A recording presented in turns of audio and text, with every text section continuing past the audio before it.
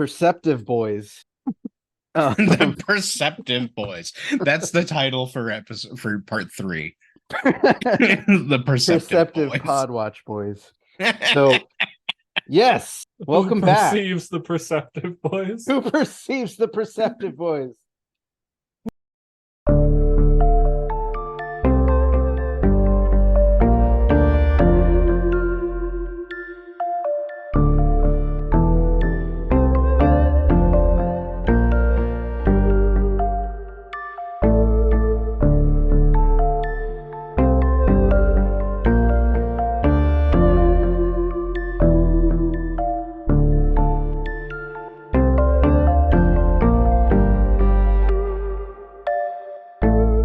Hello, and welcome to The Right Can't Read. My name is Robert Sharkey, and I slept 3 hours last night. Aaron, please justify my life choices. Well, what you need to do is stop making deals with incubi. That's what's keeping you up at night, is you're up there negotiating contracts all the time with sleep demons I'm logging and you out of sex Baldur's demons. Gate. You got to stop it. No, I'm never going to give up on Baldur's Gate. It Logging is you my out of life now. Baldur's Gate. Everything, it has wormed its way into my brain like one of the Mind Flayer tadpoles. Logging you out of Baldur's Gate. I'm playing it as we speak. You can't stop me. No god can stop me. Oh, well, listener, this actually isn't a podcast where we justify my life decisions, as much as I really fucking need that sometimes. Like today, this is once again The Right Can't Read, but today we're talking about the Watchmen's, the podcast Watchmen's, the watching humans, the Perceptive Boys. Perceptive Boys. Hey, you know what they do? They succeed on those perception checks. Whom shall perceive the Perceptive Boys? I tell you what, it's not Putz McGee. He is bad at perception checks. You can't make an inside joke about your own D&D character. Everything goes back to Aaron's D&D, guys. Anyway, hello. It's Jonny Lim again, famed, infamous Canadian, certified cool uncle. What else? I don't know. Oh, I got an applause from you. You got an applause. Well done. Thank you. That's a hard certification to get. It's not easy. Yeah. But the have FAA a brother. Only gives out 2 of them. Yeah. per calendar year. Yeah. Have a brother, have that brother fuck and make children. You gotta get if you see the background of Johnny's shot, it's just corkboard and red tape and pictures of his brother. That son of a bitch, how did he do it? Letters clipped out of magazines that says how to get brother fucked. Oh god. Anyway. Yeah, now that's in your head, isn't it? Now it's in my mind. Yeah, you did this. Yeah, I did do that. But yeah, so I'm back. I'm talking about Watchmen. I only got a couple more parts to go with this long ass thing.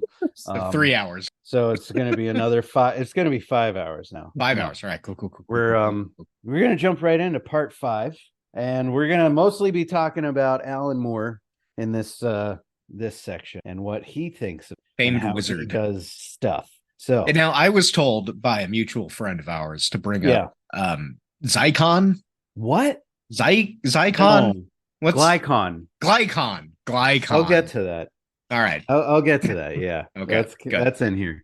But yeah, right. So here we go. That makes a lot more sense than Zycon, which is one letter away from the horrible gas that the Nazis used. So hey, we used it too in America, Aaron. Sure. Don't sell us short. You're right. We do Immigrants just aren't as going to good. delouse themselves. That's exactly what it is. That's all it is, to kill the lice. Yeah. Part 5, heat death of the author. I'm gonna be quote dumping right now. Yeah, heat death. Did you like that one? I do. I like that a lot. That's good. Add that to our list of subtitles for the podcast. Yeah. Add that to a very specific emotion I feel every time I sit down to write. The universe will end with me particularly. All right, I was so dropping someone off at the airport last night, and we were talking about like things that were relaxing and like soothing. And it was like 3:30 in the morning, and they were like, "What do you find soothing?" And I was like, "The fucking heat death of the universe." Someday it's all gonna be done. Someday nothing can happen, and I find that relaxing. And they're like, it's all gonna collapse in on itself. I did work that into my company intro when you're supposed to like introduce yourselves to everyone in the company on a big Zoom call. I said, I'm an effective project manager because I think about time a lot because I'm always concerned about the inevitable heat death of the universe. I think didn't you text me like immediately after that meeting, and you were like, I was very proud of that. For a review of sorts. You're like, so is this a sane person's thing to say? And I was like, no, it's not. But I'm glad you said it. All the same. So yeah, fuck the author, right? You've talked about this before, about authors and how they don't matter. Terrible people. Yeah. So we're gonna get to that, but first I want to open with a quote from Alan Moore himself in an interview with GQ magazine from October of 2022. Now, is that how you spell glycon? Yes. Okay. GQ. It's just those two magazine. Letters, but it's pronounced. Yeah, it's actually pronounced Glycon magazine. Okay.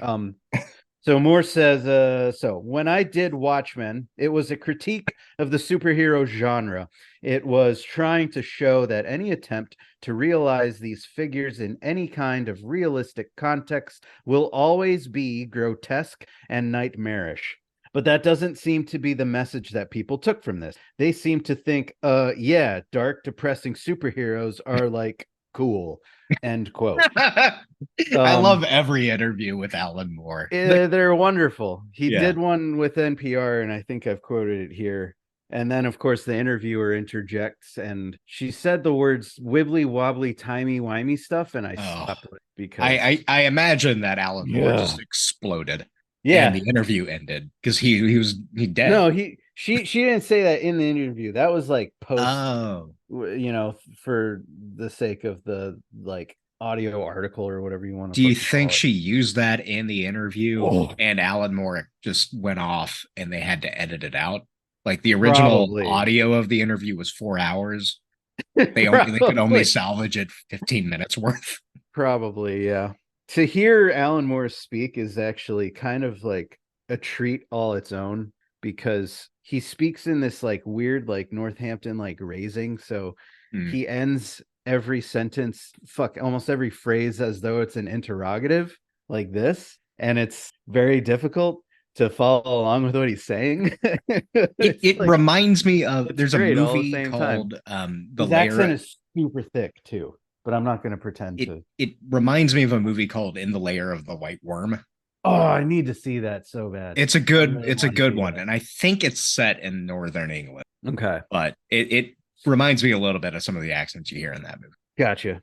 I'll have to check that out. So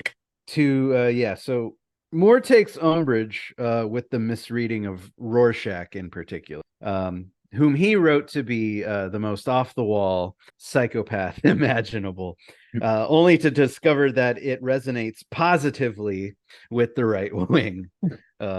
Shocker. Quote, the creation of Rorschach. I was thinking, well, everybody will understand that this is... Everyone will understand that this man who breaks into people's apartments to eat their beans out of a can after giving their psychiatrist a mental breakdown. Listen to the next sentence. Oh, okay. I'm making this guy a mumbling psychopath who clearly smells, who lives on cold baked beans, who has no friends because of his abhorrent personality. I hadn't realized that so many people in the audience would find such a figure admirable. I was told this was 5 or 10 years ago that apparently Watchmen has quite a following amongst the right wing in America. And finally, he laments the creation of Watchmen altogether. Quote, if this stuff can be so fundamentally misunderstood, it does make you wonder what the point of doing it was. End quote. And I agree. I mean, reading these interviews, rereading this book, and then watching and reading some of the responses to Watchmen in general, I was like, what the very fuck is the point of fiction at all? Certainly satire. So satire is trickier than it has been. Well, I mean, I think satire has always been tricky. It's always been. I don't know. Fiction, I always just I approach it as just it's something I'm doing to get the demons out. Yeah. Yeah. Yeah. I feel that. I think I've pivoted towards nonfiction simply because it's just like I can't deal with the real world and I need to talk about it really badly. But I also there was Montaigne. He was an Italian essayist. Montaigne. In the 1500s, I think. Shark, am I right? I'm gonna see if I'm the asshole here, but I think it's he was French. He was French? I thought he was Italian. He was French. Depends on how it's spelled. Oh, shit. All right. I thought it was French. Thought it was Italian. I guess so. Anyway, just locked himself. But he is the 1500s. For a long time. Yeah. Locked himself up for a while to just write because he thought he was going to die anyway. And he just never died. So he just kept writing. That's incredible. Wow. I love that genre of person. Sigmund Freud thought he was going to die at like 62 and then didn't. And he was like, I don't need to look into this at all. I'm sure there's nothing deeper happening here. Absolutely not. I can see Fig in the background just going ape shit. Yeah, she's chasing her tail. Oh, yeah. Wonderful. So, of course, this isn't the first time that the concept of the death of the author has come up on this podcast. But would any of our illustrious hosts care to remind us what the death of the author means? It's when the author goes to a play and sits in a booth. Yes. And then a fan goes up and goes, Sic Semper author, and shoots him in the back of the head. Exactly. The fan is also a booth in this case. Yes. Oh. Gold star. Raucous applause. Well done. Yeah. But for real, what's the death of the author is the idea that like authors aren't the final arbiter of their work. Like you can disagree with them about their own writing. For instance, you could say that like Hagrid from Harry Potter is possibly a trans woman, and J.K. Rowling would shit herself. Oh, but you could make that argument regardless of what she fucking says. I mean, yeah, I can see that. I suppose that would be fun. That would be a fun thing to do. Whenever she's going on her turf rallies, just show up with a group, get on megaphones, and in unison read an essay about transcoded Hagrid. Dude, I will die on that hill that Hagrid is transcoded. At first I thought you were referencing Hagar the Horrible, the comic strip character. And I was this is incredibly relevant to this podcast, but I don't know about this. This is new to me. No, I never read Harry Potter growing up.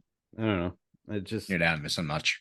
Yeah, it skipped under my my sightlines. But yeah, so anyway, yes, as so often happens in literature and particularly in satire, the author is proverbially killed off in favor of whatever inventive bullshit the reader decides to impose upon the text. And what inventive bullshit do we have for this comic book? The Watchmen, not the Watchmen.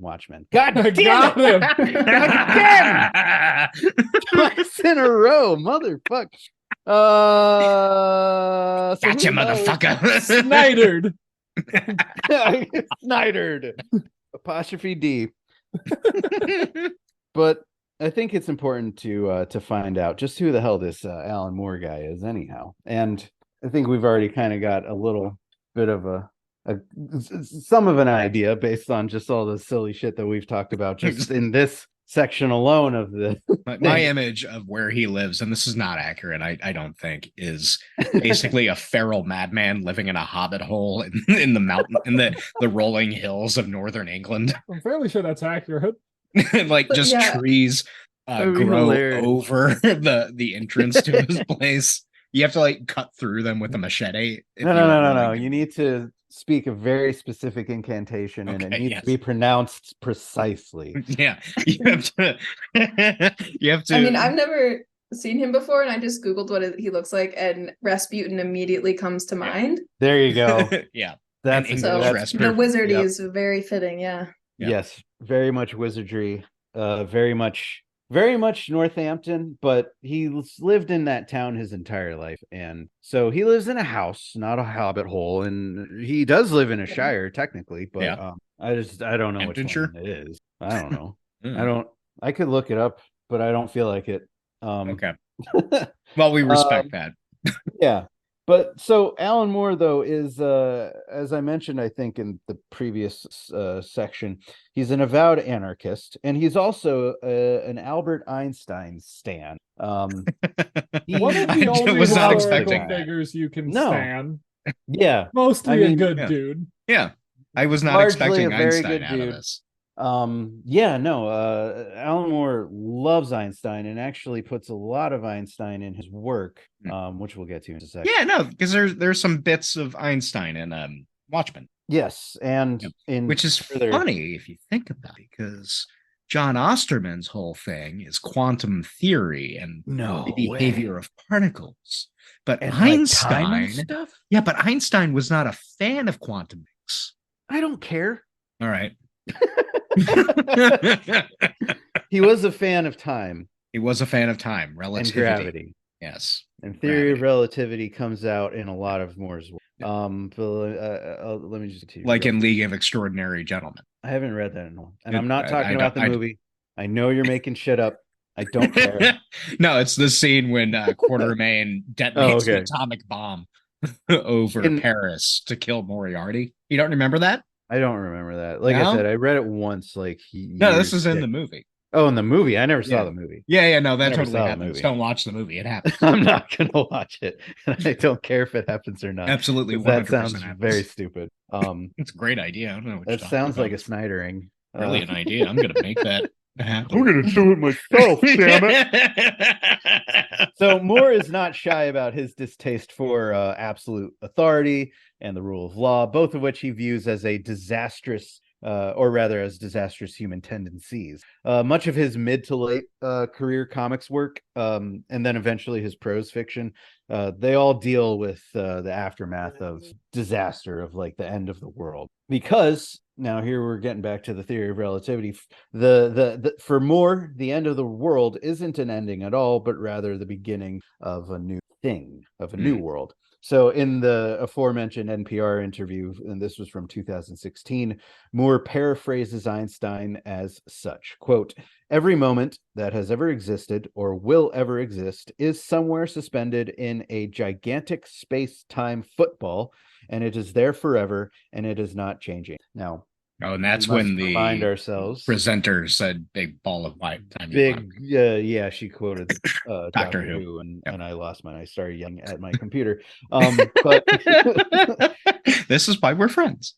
Exactly. But so football, of course, in this context, he's English, so it's just a sphere. But and not the grotesque oblong shape that we have here. The grotesque abomination of American football. It's terrible. But yeah. So the other thing that we need to know, of course, about Alan Moore is that he is a wizard. He is a magician. Not metaphorically, he worships an obscure Roman snake god called Glykon, which is also in the Lair of the White Worm. Really? Yeah. Glykon specifically? Mm-hmm. Fuck, I really need to watch this. Yeah. I thought they were making it up, but no. So according to Moore, well, let me finish the next two bullet points. But he adorns himself in charms, rings, and other magical paraphernalia. And of course, he's got the whole long hair and a beard thing going. Rachel, when you go to the office next, this is how you need to make your entrance. Yeah, maybe they'll stop making me come into the office. Yeah. Yeah. I can do that. Fantastic idea. There you go. Going as a wizard. Yeah. But yeah, so apparently a friend of his said that every magician needs a familiar or a god or a god.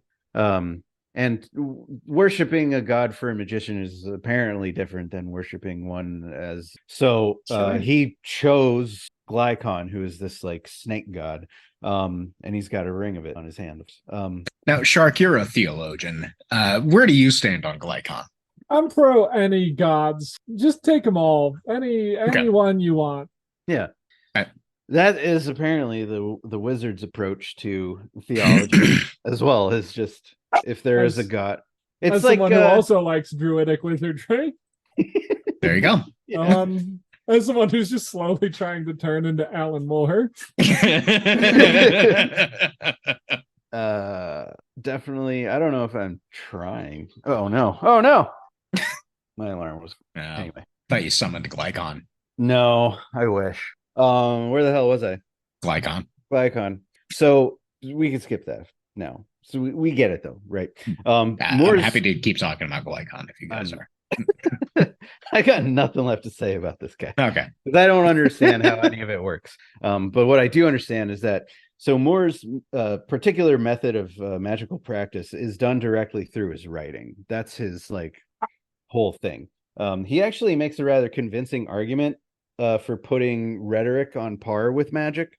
He's got a BBC Maestro course, which naturally I subscribe to purchase, having a great time with it.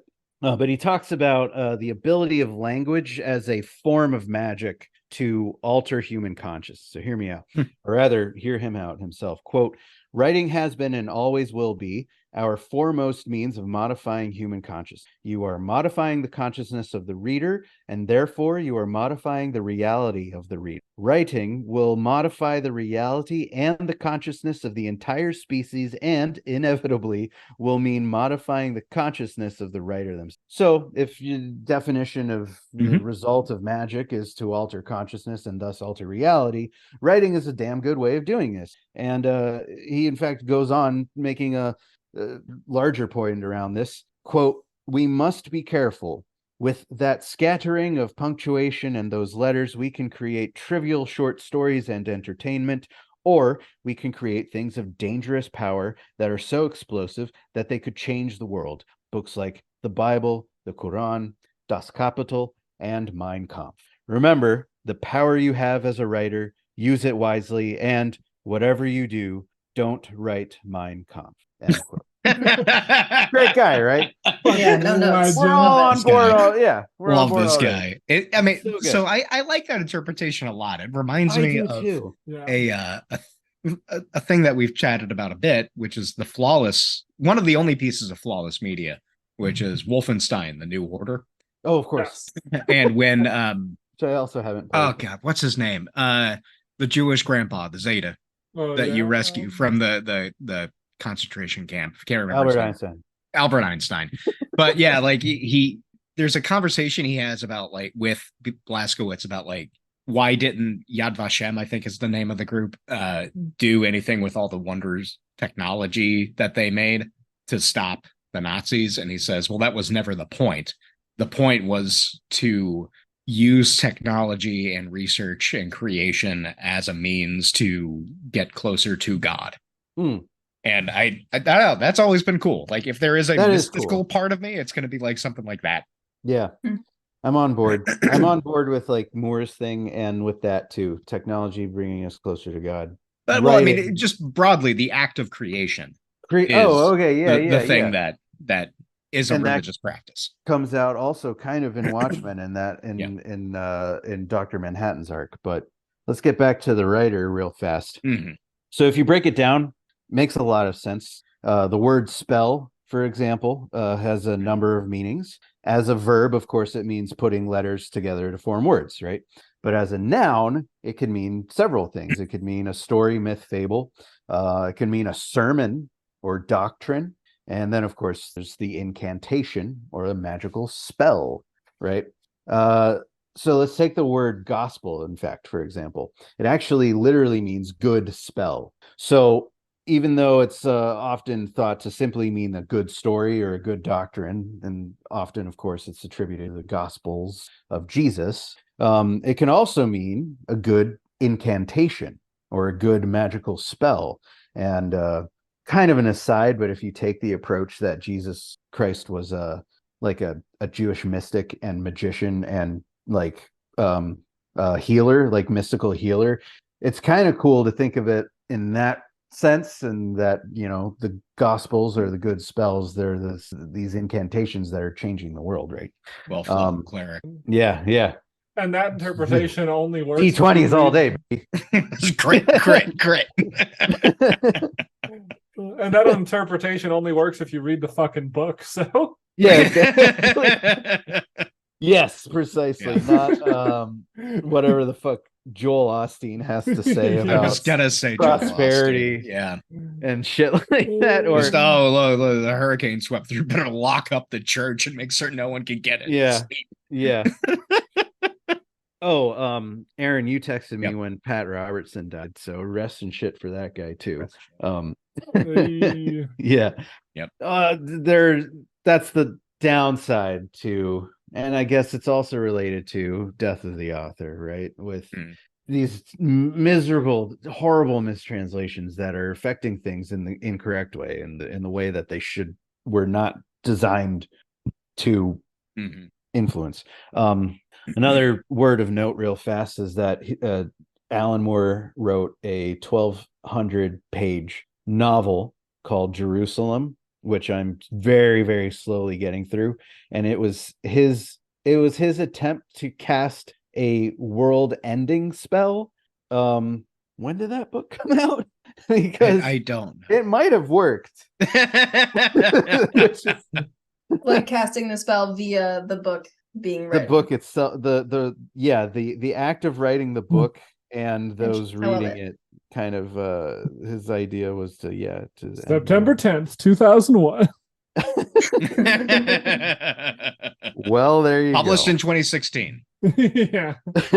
No, seriously, it was published in 2016. Yep, September 2016, which I think is when all of the Clinton stuff started swirling. So good job, Alan. It was probably Alan Moore and the Cubs. I think it was written over the course of 4 years like that. So yeah. No, it's shit. Wikipedia says a decade.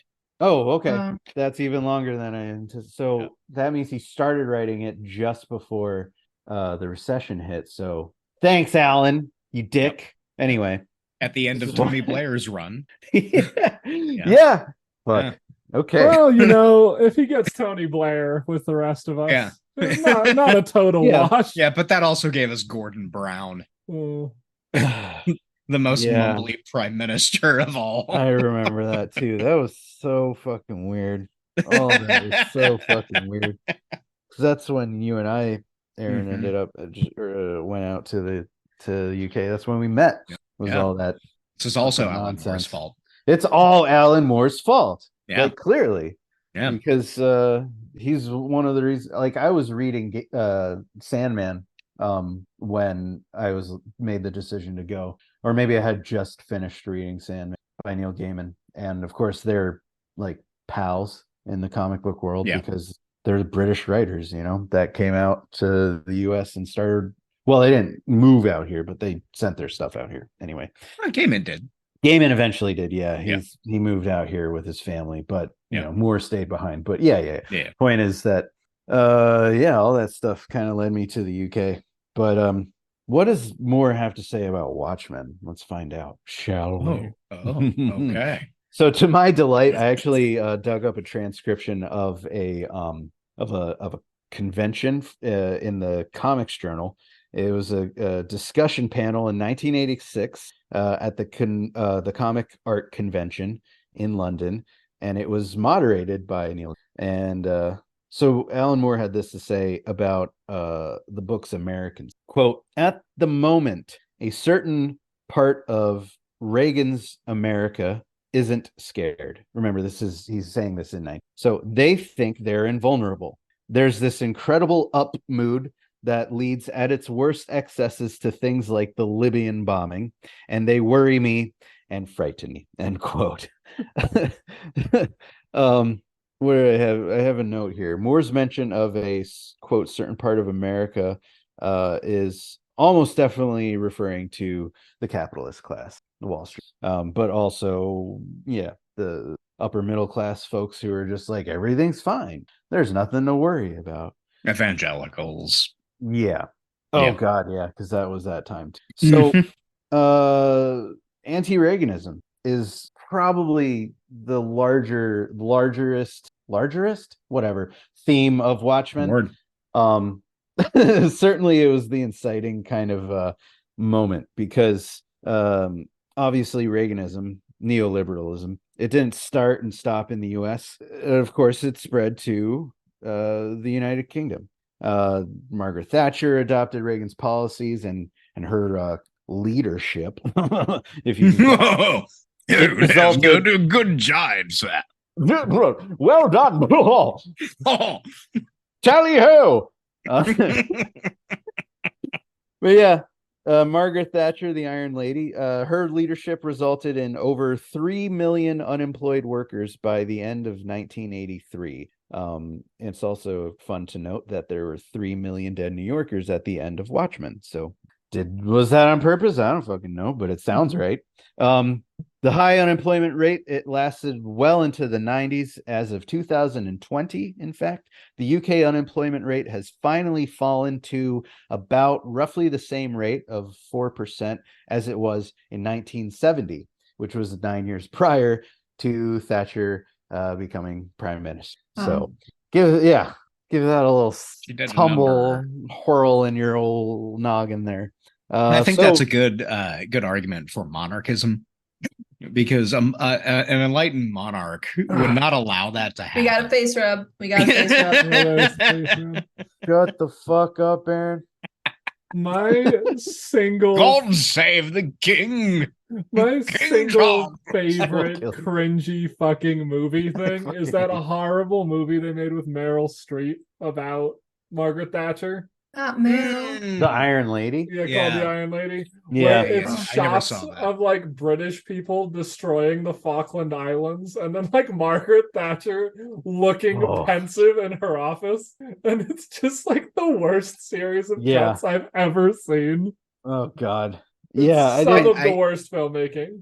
I chose, I decided not. I forgot that existed. God forbid. I also never watched The Queen or any of those like fucking series on Netflix because no, thank you. Bourdain's I may be Canadian, but I sure as shit am not a royalist. Bourdain's got a good thing about the monarchy. Oh yeah, yeah. There's some clip of him in England with a couple of other chefs, and they like do a toast to Queen Elizabeth. And he just sits there stone-faced, and one of them says, "Aren't you going to toast?" And he goes, "Fuck no. I hate the goddamn aristocracy." Yeah. Legend. Yeah. Anthony Bourdain. R.I.P. Yeah. Wait a minute. Why is this page up here? Uh-oh. What'd you do? No. You actually printed out the script? That's impressive. Yeah. You think I'm going to read it off a screen like a nerd? I'm just kidding. No. What? No. Yeah, I'm not a nerd. I never do that. Why would I? But so for Moore, Gibbons, and Higgins, they were clearly living through their own kind of end time. Somehow Alan Moore got on the dole, which is how he became he decided to, instead of after school, he was like, well, I could do a trade or something, but I'm not good with my hands unless I'm like writing something, unless I'm, on a typewriter. So he went on the dole and he just started sending out pitches and managed to start worked his way up through the comics magazines and everything like that. Like all writers, he looked around the world and was like, I'm not good at anything. That's me. I ended up being pretty decent at customer service, which doesn't pay for shit, but I can manage a restaurant real good. The secret to success in the corporate world is furrowing your brow, nodding as people talk, going, yeah, I'll look into that. Yeah, that's the other group of people who aren't good at anything, but they think they're good at something. Meanwhile, I'm just thinking about how to resolve this weird thing in my novel that I just have to force myself to sit down and work on. Yeah, I started working on some. Well, I don't want to talk about it. Anyway. It's Alan Moore / fiction. You hack into my Google Drive? You bastard. Well, it's easy when your password is just Alan Moore 3 times in a row. I knew I should have only done it twice. Yeah, you fool. Fucking idiot. But let's go. Okay, so let's go back to that 1986 panel discussion with Alan Moore and the guys. And he's talking again about politics, but from the superhero's point of view.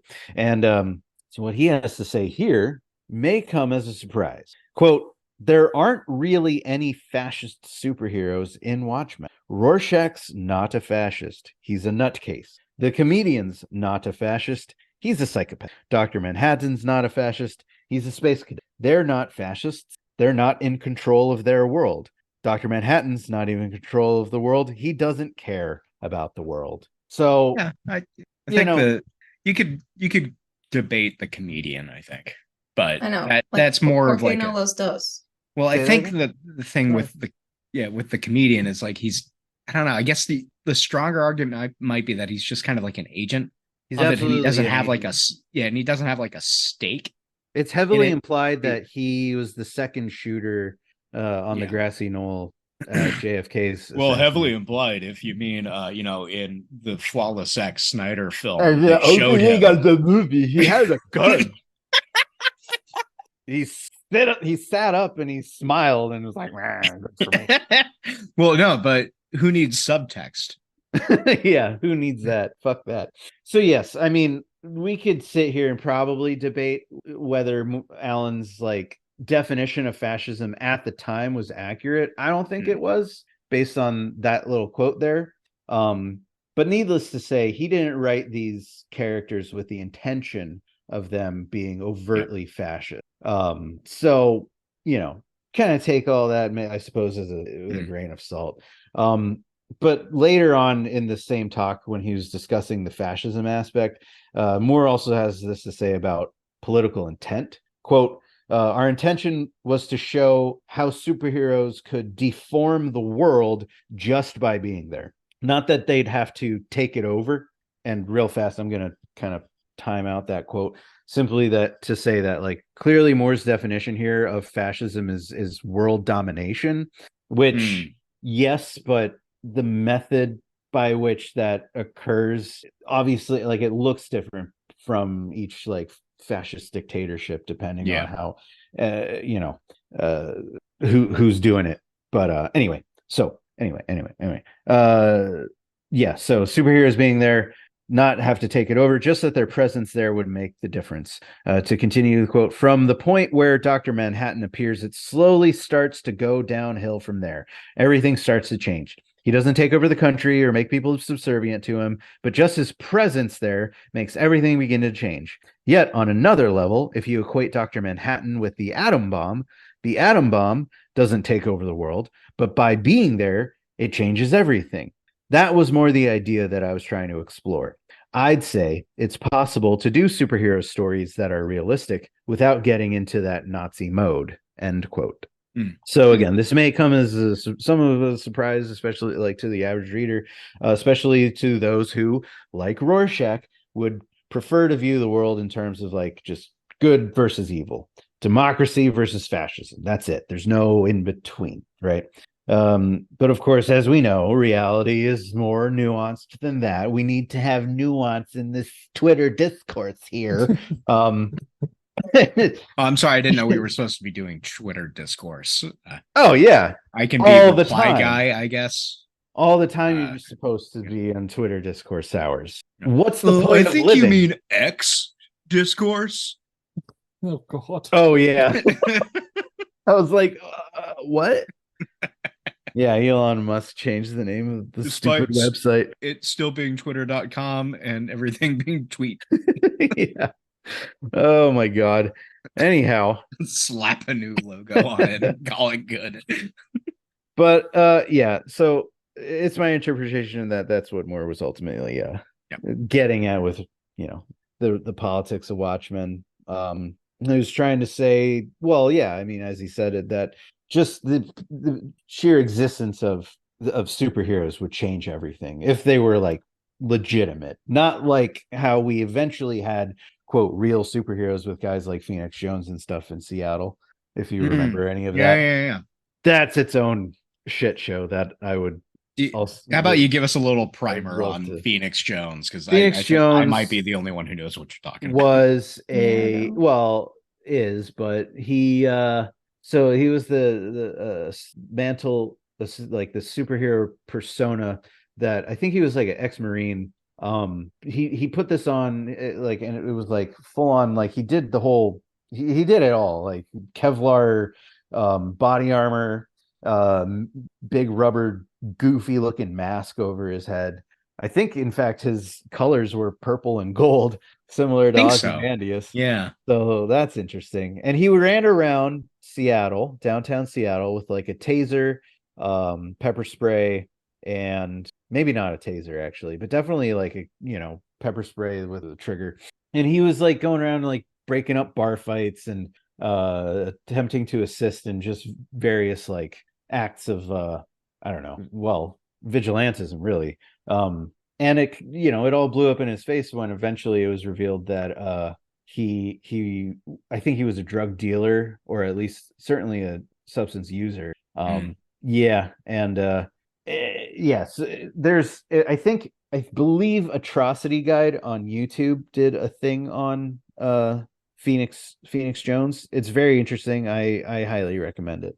I miss the days when you could just be a weird fuck in a city. Yeah. Like you could, now you'd be on Fox News if you were like tasing people in Seattle. He was on Fox News. Well, there we go. Yeah, there was a few months where he was all over. It was like, yeah, but he was definitely on the news a bunch. I think he was on some like morning talk show, coffee talk show thing as well. And it was just this whole, he did legitimately try to get like a group of superheroes. He dated the only girl the only woman rather in his little like, I remember reading some write-up of it was like such a journalist who was, it was fantastic. Yeah, there's like a journalist who shadowed him for a couple evenings, and there was like a write-up. I don't remember where it was, but it was a weird read. I have not heard anything about this. I'm shocked, actually. Yeah, and this was just like in the past couple years? Yeah, like 10 years ago, maybe. Oh, yeah, 10 years ago. Okay. I just found an article from 2022. So. Oh, weird. But, yeah. Yeah, people are still talking about it. Very strange. Yeah, so it was about 10 years ago, I think. Wild. 10 years ago. Yeah, it was just its own. And the whole time it was going down, and he even had like a supervillain. But the villain, of course, was just like, it was all a gag to him. But like to Phoenix Jones, it was like, no, this is like real serious stuff. Like, we got to take care of our streets and, real, creepy vigilantism shit. Real. Ugh. Anyway, go watch the Atrocity Guide video. It's great. It's also like 2 hours long. But over the years, Moore would begin to, of course, distance himself from Watchmen, eventually coming to disown the book altogether.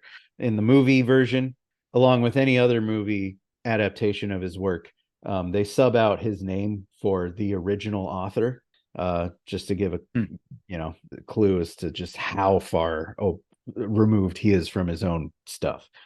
So in an interview with The Guardian in 2022, Moore said, quote, serious and worrying implications for the future. He discussed, quote, serious and worrying implications for the future if millions of adults were queuing up to see Batman movies, because that kind of infantilization, that urge towards simpler times, simpler realities, that can very often be a precursor to fascism. So, he's obviously talking reaction here. And nostalgia is a recurring theme in Watchmen, in the book, going as far as to be inserted into the narrative directly by way of a fictional fragrance brand called Nostalgia. Right. Yeah. Yeah. In fact, it's a bottle of nostalgia that not Sally, her daughter Lori, she chucks that, and as it's flying through the air, that's when she realizes that the comedian is her dad. And then that nostalgia shatters, and so it's like, it's this big moment. And Moore very easily could have called, the fragrance Reaction, if and it would have had basically the same effect, maybe a stronger effect, if he had been that oblique with the satire. But point is that American society is largely geared towards nostalgia. It's just given the absolute glut of remakes and reboots on television and movies. And of course, Donald Trump's campaign slogan, which was Make America Great Again. Perfect case study for how sweeping reactionism can just take hold in the minds of a populace. And it is clear that Moore's disapproval of the superhero genre as a whole and thus his desire to deconstruct it is heavily rooted in his desire to steer readers away from reactionary thought. And yet, it seems the vast majority of the readings of Watchmen are completely wrong. But why is that? And what happens, or rather, what happened, that a book about the ravages of neoliberalism and the dangers of reactionism through the superhero has both been widely praised and yet utterly misunderstood. I have an End answer. of part 5. I have an answer. Do you want to know my answer? I would love to know your answer, Aaron. People are dinguses. People stupid. Yeah. Nailed it. Yeah. Just a bunch of dinguses. Yeah. I mean, I'm very smart. You are very smart, though. So that's the end of part 5. We got one more to go. It's 4 pages. I'm going to take a quick break. Okay. Let's break. To not talk for a little. I'm going to get some more whiskey. I'll be right back. My eye is so itchy. Fuck. What you all drinking? I am drinking Connemara. It's an Irish I have whiskey. a lovely Portuguese white wine. Ooh. Black coffee. Fancy. I just cracked open my beautiful wife brought home some non-alcoholic Coronas. All right. How is it? It's good. Okay. Like, it tastes like a regular Corona? Yep. It's very crisp and refreshing. This is actually the first time I've tried this. Nice. Yeah, I had to cut out the booze. You know what I'm saying? Make a note that we need to do some editing on this episode. Just thinking about that. Oh, okay. Well, no, I mean not for any specific reason. Just like this is not a good chunk to have. No, for It's called avant-garde, you idiot. Yeah, no, I saw your 9 minutes of silence in that waveform from the last one. God, I can't believe the fucking truncate silence didn't pick up that last bit. That's so funny. What is Shark trying to do? I'm making art. You didn't even do the outro music. It was just see you next time. No, there wasn't. It was just fucking see you next time. I like it. Keeps it fresh. That's so funny. I tried to. You got too excited for the bit. Is what was that? Hadn't gotten too excited and just exported it, prematurely, I wouldn't have noticed. But as it was, I saw it flat for 9 minutes. It's like something. Could you imagine like throwing that on Spotify and like, all right, the episode's over, and you're like driving. Okay, when's it gonna get to the next whatever? Yeah. Like, all right, I'll just skip this bit of silence, and then it's like, what the fuck is going on? And then you look over, 9 minutes. I was giving the listener a moment to quietly contemplate their thoughts. There we go. That's it. Yeah. Moment it's of like reflection. It's like how in old game manuals there was a section that said notes. Yeah. Mm-hmm. Yeah. That was when you been slowly losing my mind. Yeah. For about a month and a half. Yeah. I wish I had been like kind of old enough to like make use of pen or pencil and paper while playing video games, because like I don't know, that stuff's great. Like, yeah, Steam's got a thing now where like you can make notes like in the Steam overlay. Just because like replaying the original Zelda, I'm like, I have no idea where to go. It does not tell you you're supposed to have the paper map with you the whole time, and I have the original Final Fantasy somewhere for NES, and the game manual is a fucking book, and it also comes with a giant map of the overworld, and on the other side has all the spells and items that you can get on. Like, that shit was so good. Baldur's Gate 2 had the same thing. Yeah. I love Microsoft Combat Flight Simulator was very in-depth, and they had it always goes back to Flight Simulator for you. What the and they had a section that was like write-ups of all the flight aces from different air forces. That's cool. Great. Yeah, it was really cool.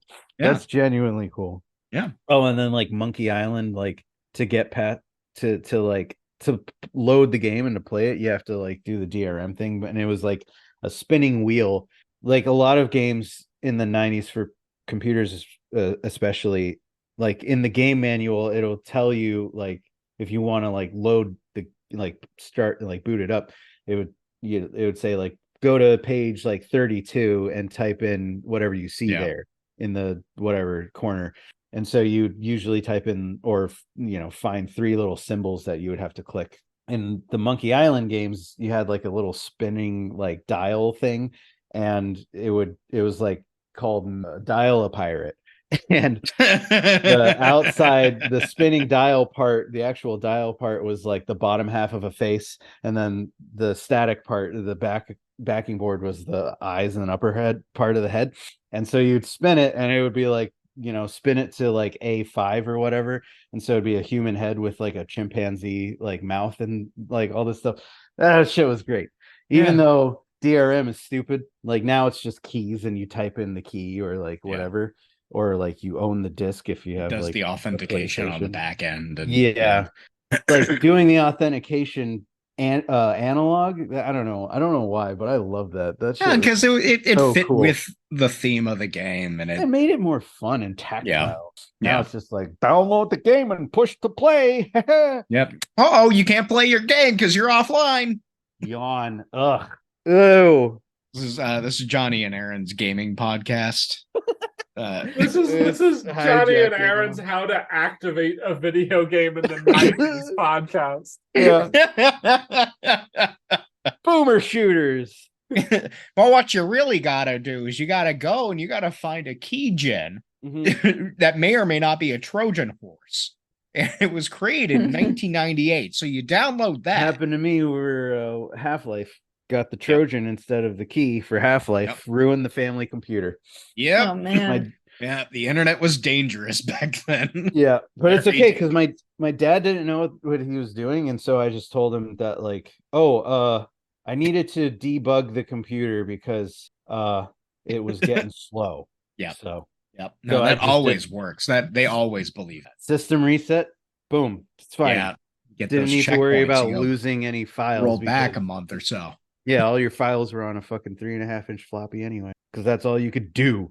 Like back in my day, this is the largest document you can print out. It's 4 pages. Okay, part 6. I leave it entirely in your hands. Here's another quote from our friend Alan Moore. It has struck me that probably the Democrats are more the conservatives, and the Republicans would seem to be closer to actual fascists. This, I believe, came from his interview in The Guardian in 2022. Alan Moore is not paying attention to hashtag resistance on Instagram. I think Alan Moore... I don't know. That's unfair. That's very unfair. That's just cruel. Marianne Williamson. Anyway. Orb Queen. Voting third party is a waste of a vote. I say voting at all is a waste of your time, but that's just me. Anyway. My thing is that argument falls apart when you... What? The third party thing? No. Or the not voting? Time, because it takes like 5 minutes. You drop it in your mailbox and you don't have to think about it again. It's great. 5 minutes I could be playing, I don't know. I mean, that's a good point. Think about how much you could enjoy 5 minutes sandwich. I could. Yeah, those are 2 turns I could have taken in Baldur's Gate. Yeah, exactly. Right. Yeah, you convinced me. I could be taking You've wiped away the last dregs of electoralism. Comfortable, mellow shit before I take a shower. That moment. Like, you don't get that when you have to just... instead of when I'm filling a fucking bubble for school board, I think not. Me, God. 5 months later. Oh, there's another fascist on the school board? Anyone on the school board is a fascist. But we're not here to debate electoralism and all that stuff. We're here to hear about that one's settled. Okay. Sure. Oh no. So that quote actually came from the aforementioned or the quoted BQ article, Glycon article. Yeah. So of course, I personally I would argue that these days the Democrats are actually very leaning close into fascism, very heavily. I won't derail this whole thing. Suffice to say, fuck them all. Can we agree? Fuck them all. All in favor, say aye. Aye. There we go. We just did an electoralism. How does that feel? Actually, voicing my support for a certain cause isn't an electoralism, Aaron. Well, actually, go fuck yourself. How about that? How's that feel? What about DSA attender? Why don't you Tell shut you the how to fuck up? politics. Fuck you. What aboutism? Go argue about procedure, Aaron. Okay, I will. That wasn't a proper vote. Oh God, shut up. Okay. Too much. Cross the line. You didn't open the floor to other motions to amend the question.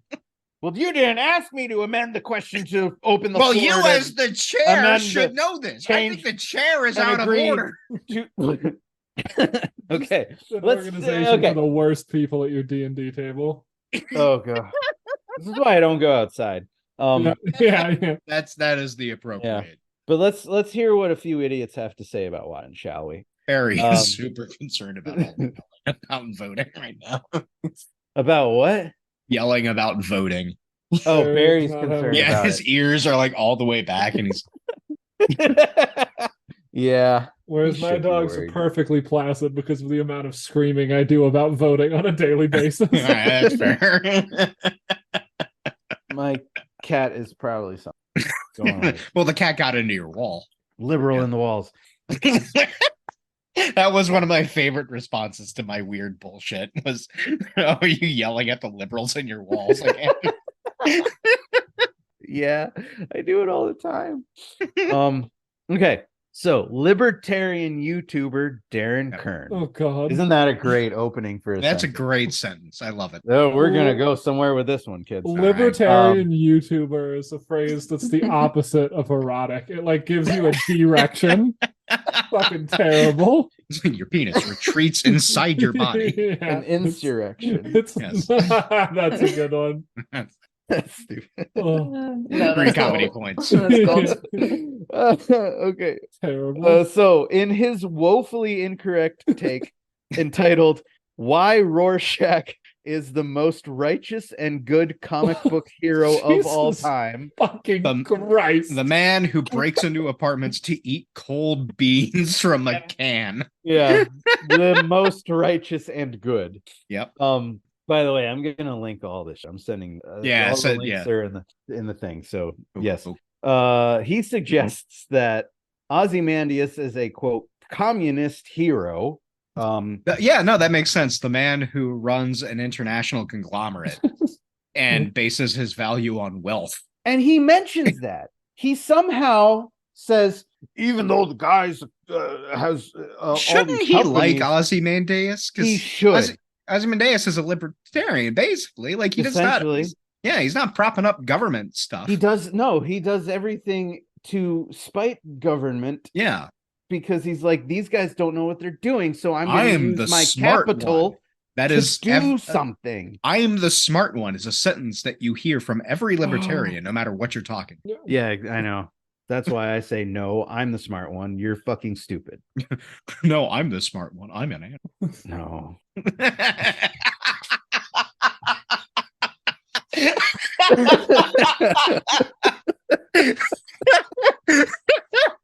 There was the perfect amount of just chilled. I'm very proud of my delivery on that. No, that was very good. That was very good. So this Darren Kern guy. So yeah, he does also he correctly identifies Adrian Veidt as the Aryan capital. So very definitely you should love this guy. Not a communist hero, but anyway. So he then goes on to defend the remember, this is a fictional character, Rorschach, aka Walter Kovacs, who does not exist in real life. He defends him from the quote leftists and commies, including, of course, Alan Moore himself. He defends Rorschach as being morally justified in everything, all while slamming Ozymandias for his acts of quote pure evil. And then, oh wait, yeah. So as the saying goes, even a broken clock is still right twice a day. So is the next sentence Ozymandias is right because a lot of those people live in New York and a lot of them are dead. Is that the line that follows? No.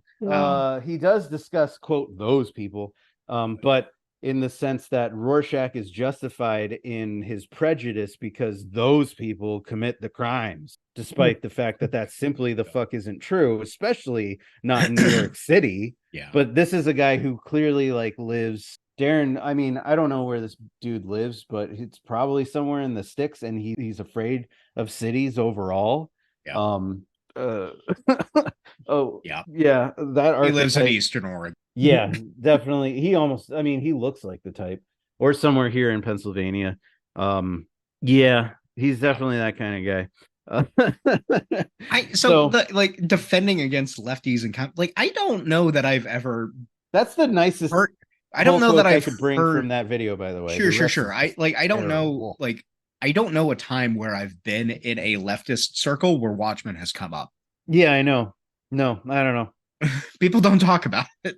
Not really. Which is kind of weird, but like everyone likes Alan Moore. No one talks about Alan Moore because Alan Moore so obviously agrees with like everyone in the might be circle. What are you gonna? You're gonna be like, this book's about how capitalism's bad.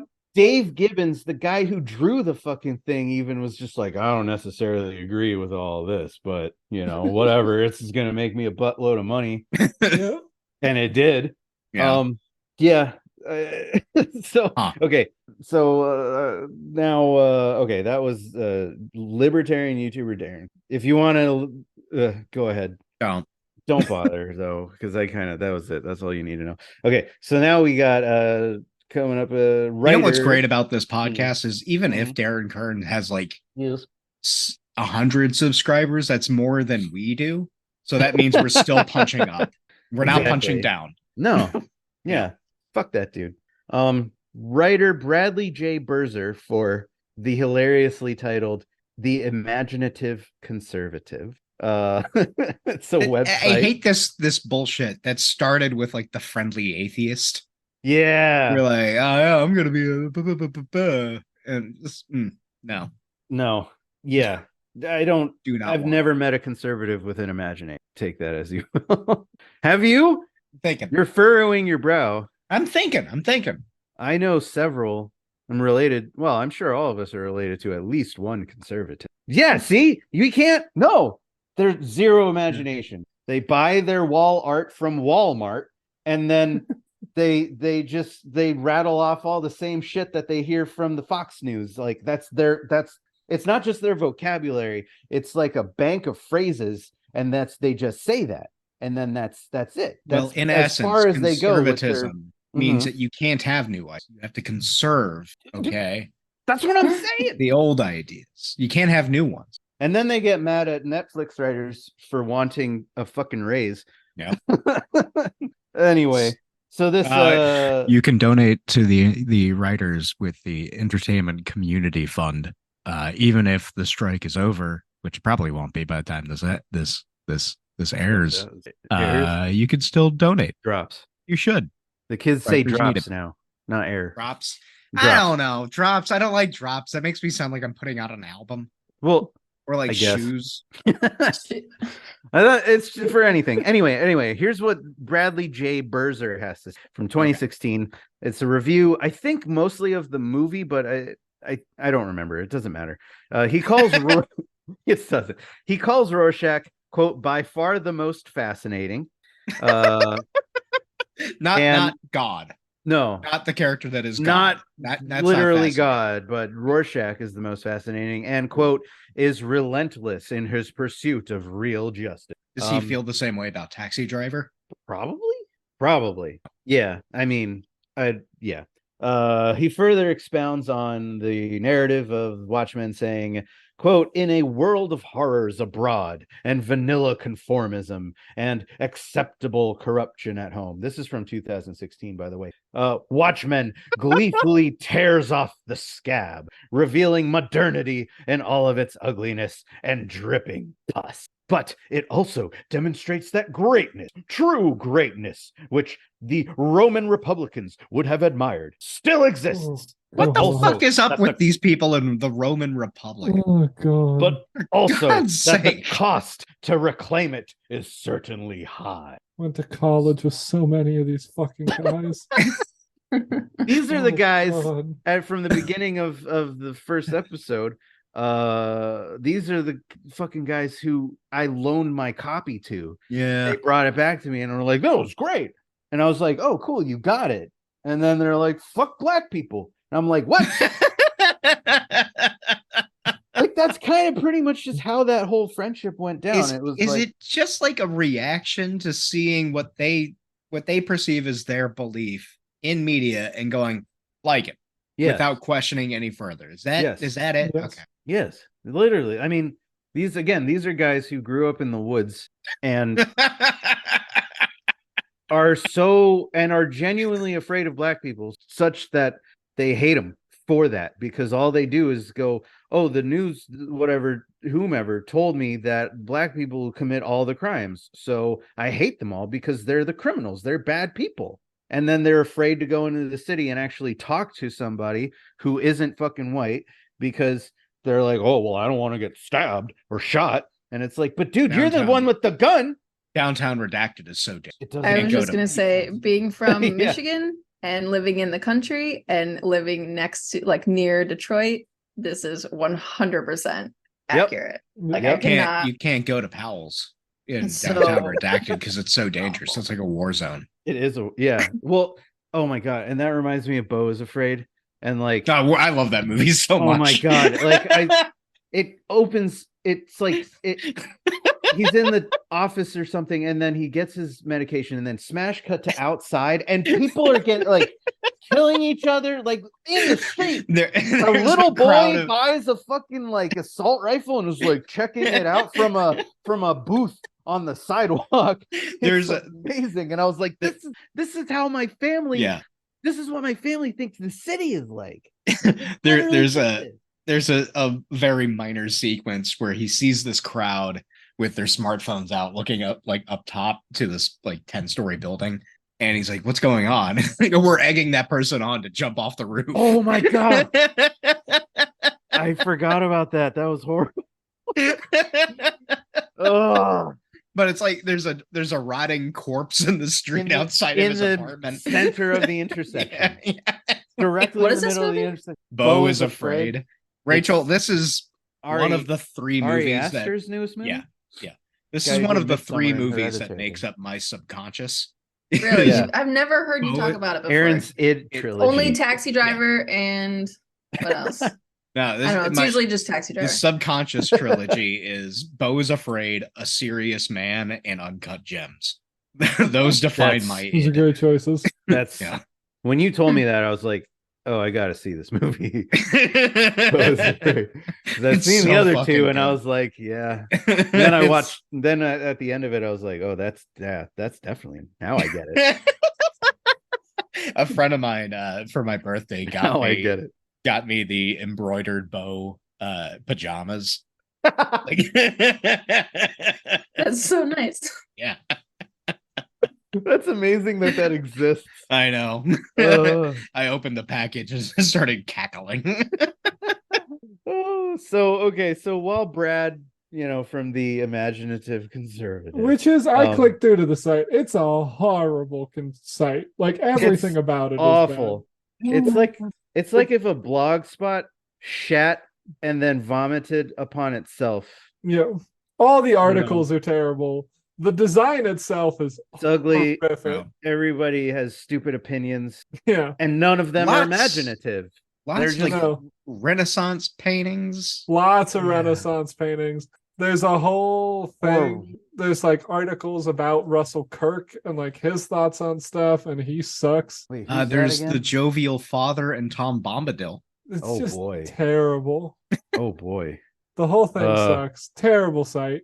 Yeah. It was not fun to look at. I did not have a good time. Well, I kind of did doing this part. Well, only to be like, wow, that's the stupidest thing I ever heard. Like, you generally don't have a good time writing this part of the podcast. Yeah. That YouTube video, I had to, when he said the words communist hero in regards to Ozymandias, I had to pause it and yell at my TV just to get it out, and then so that I could then hit play, because I was like, anyway. So Brad, he thinks Rorschach is very cool, not at all a deranged lunatic. And it appears he also thinks Ozymandias is justified in murdering 3 million people because modernity equals evil, I guess. Modernity gives us Twitter. speaking of Twitter, I'm sold. Ted Cruz lists Rorschach as one of his top 5 favorite superheroes. All right. Fucking way. Based on a tweet. I started compiling. I had to look this one. Okay, go ahead. I started compiling a list of articles about how Ted Cruz is just a complete idiot when it comes to anything media related. Anything, period. Well, yeah, but especially media. Like he's got this thing about, well, I'm a Picard Trek fan, not like a and he doesn't know what he's talking about. No, he doesn't. So that's the next thing I'm gonna write for the podcast is Ted Cruz. Is a what? Snappy title. I haven't workshopped that yet. We'll shop it, yeah. Yeah, we'll shop that one. But I didn't even hear what he said. So. No, Ted, he's a fucking moron. It's amazing. My dad was in San Antonio years ago, and they were staying at the same hotel Ted Cruz was at. And my dad and my stepmom were in the lobby, and they saw Ted Cruz. And my dad goes, "Hold on, I got to get a picture with this guy." So he goes. And he gets a picture with him. I go, why did you get he was telling me this. And I said, why did you get a picture with Ted Cruz? And when are you going to be next to pure evil? You have to commemorate that. Okay, I like that. And then you can just make funny Photoshop pictures, like with air bubble over his head saying funny things. Yeah. Just, oh, man. Such a shithead. And the funny thing is he's Canadian. I don't know why that's so funny. Yeah, I think he was born in Canada. Yeah. Yeah, he's from fucking my God. Manitoba or something. Let me look. He's Calgary. Of course, Calgary. That's where all the cows come from. Alberta. Yeah, that's why it's Calgary. Damn, I can't find. Well, I linked it in the script, but that's in a whole other. That's my favorite. The tweet is very funny. The man who stinks has no friends. Oh, here it is. Beans. This is an accurate portrayal of. In order, Ted Cruz's favorite superheroes are Spider-Man, obviously. Does not know how Spider-Man works, but okay. No. Wolverine, Canadian. Yep. Batman, duh. Batman makes sense for Ted Cruz. Iron Man also makes sense. Duh. Yeah. Yep. And then finally Rorschach. So there you go. Yeah. That's better than I thought. I was expecting 0 for 5. But I don't think Spider-Man would like Ted Cruz. No. That's my hunch. No, I don't understand. Like he clearly only dropped Spider-Man just to act like he knows what he's talking about, because everybody loves Spider-Man. Yeah. But like there's a reason for that, and it's usually because it's usually not rich people who like Spider-Man. Yeah. And certainly usually not politicians who like Spider-Man. Yeah. So there's just a great genre of interview that I just label like puppet trying to be a real boy. And it's just some semi-talented writer trying to make these people relatable. Yeah. Puppet trying to be a real boy. It's just I pulled up to Mark Zuckerberg's house on the east side of New York. It was a slight rain when I went up to his apartment. He had on a Rolex watch, dress shoes, basketball shorts, and a golf visor. And it's you can't fucking make that work. Just say, that's the horrible outfit. What the fuck? It's you just know. I've read so many of these fucking New Yorker or GQs and bullshit like that. Yeah. They're just not people. It's fine. No, His face was smeared in sunblock. It's a new trend. It was December in New York. It had been raining for 2.5 months. I stood outside in the windswept shores of Boston. And those here comes questions. And those are the kind of questions you ask to have someone give them a softball to make them a real boy. And Ted Cruz flubs it. Yeah. Oh, totally. Oh, gee. Yeah. Well, Iron Man is popular because of the Robert guy. Yeah. And then Batman. He saw Watchmen in the past 3 weeks. It's Rorschach. Yeah. And I'm not gonna quote anything from my next source. Well, let's just say, is this Varg? Is this a surprise thing from Varg? It's Sargon of Akkad. Oh fuck! I should have looked. I should have Googled what he might have had to say. I bet Varg loves Rorschach. Watchmen. Well, Yeah, I don't think Go so. ahead. I think Varg would say what you will about Varg, but the guy holds to his beliefs. And I Okay. don't think he would support something written by an anarchist. Probably not. He probably Yeah. hasn't read it simply on that basis, but Yeah. Who knows though? Not a good man. I want to make that clear. Of He's course. not a good man. But he's principled, damn it. But he is not Ted Cruz. Yeah. But yeah, so I went to the hell site in incognito mode, so I hope that kind of helped. Stormfront. Oh, I went that to helps. Stormfront. Okay. Oh fuck! Yeah, the When infamous. you wish it was Varg Vikernes. Yeah. Yeah. Infamous white nationalist, white supremacist internet forum. It was Real delight. It was interesting. I got through about 3 pages of a semi discussion about Watchmen. Then maybe 2. I don't remember. Not very far, and I was like, yeah, I'm good. No, there's a level of toxicity that's not worth doing for this podcast. Yeah, exactly. I was like, let's plumb the depths, and I was like, no more plumbing, please. No, let it clog. Yeah. So but of course, everything I read, at least, no fucking clue what they're talking about. No. And of course, they all love Rorschach. So, but here's my milk and gravy. I don't know what that means. But Okay. No, I mean that I love a good meal of milk and gravy like a red-blooded American. No, it's a Canadian thing. Poutine. There you go. Anyway, no, I'm just kidding. But yeah, so meat and potatoes actually is the thing. Potatoes, there you go. I don't. Anyway, milk and gravy. I was just get a big bowl of gravy, just soup it up. I got it halfway there, I think. Gravy, it goes on the meat and the potato. Yeah. And you put the cream in the potato. Cream is in the, and then milk is kind of like butter, which you put into the potatoes. Exactly. But I would say that perhaps the most egregious misreading of Watchmen is also its most popular. And yes, I'm talking about the 2009 film adaptation directed by none other than Zack Snyder. Zack Justice League Snyder. Zachariah. Keep going. Snyder. Snarfin Snyder. Yeah. You had something that you really wanted to say about Zach, our friend Zach. I don't respect these people, by the way, enough to call them by their last name. Alan Moore gets all Alan Moore. Zack Snyder is Zach. Fuck him. ZS. I don't know what I wanted to say about him. I think I've heard that he's like an actually like decent guy. Yeah. Like he doesn't treat crew like shit and he's respectful to people. So bare minimum. But I think but I mean you're dealing He's no with Boots Riley. He's no Boots Riley. He's no Boots Riley, who was a mensch. But like I think I'm gonna get another one of those. With like Hollywood directors, it's a real crapshoot.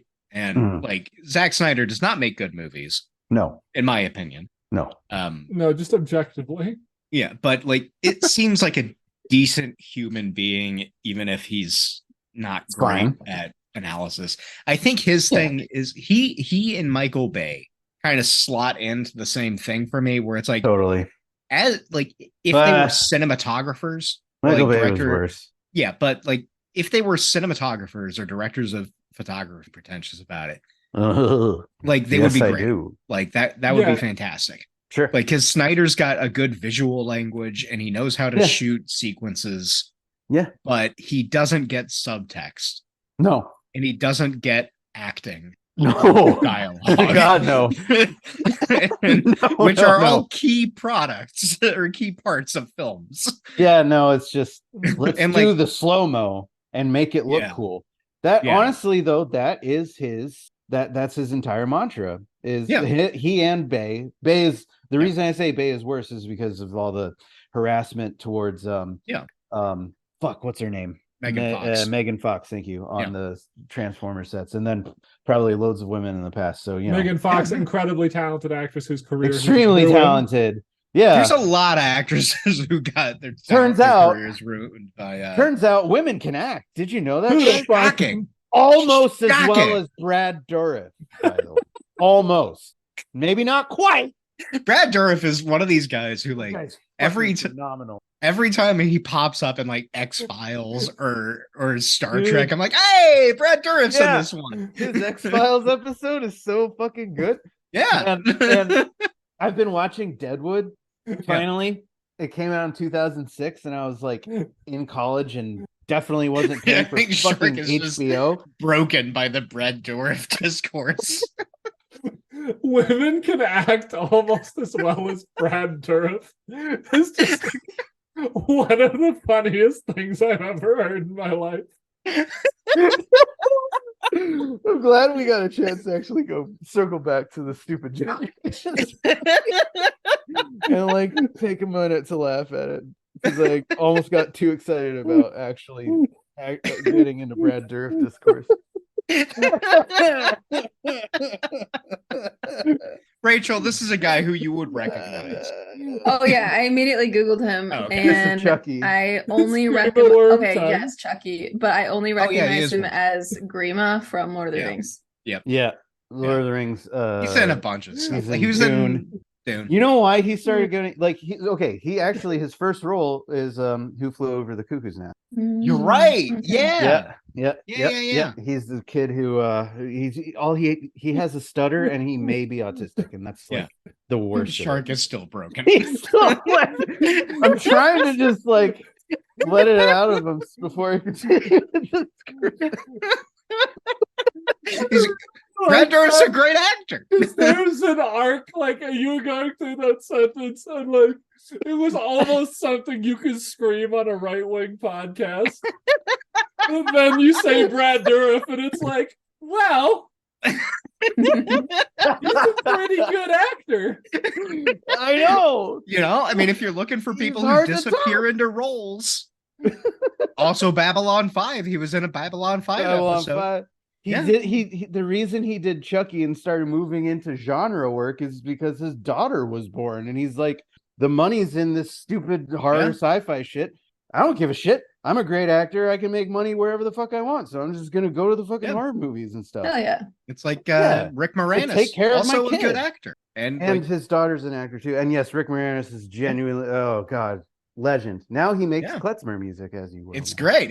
I've shown you the My Mother's Brisket and Other Love Stories album. It's good. What the fuck? Oh, it's great. There's he retired from acting to take care of his sons after his wife died, and then he's at, and now the kids are grown, but he's like, I've been out of acting for so long, I'm just going to keep making albums. He keeps making. There's a great song on one of his albums that's like, I forget the title of it, but it's like the shtick is like these two Jewish families on opposite sides of the hallway get their Chinese food orders mixed up, and the joke is that they both say that they keep kosher, but they order pork.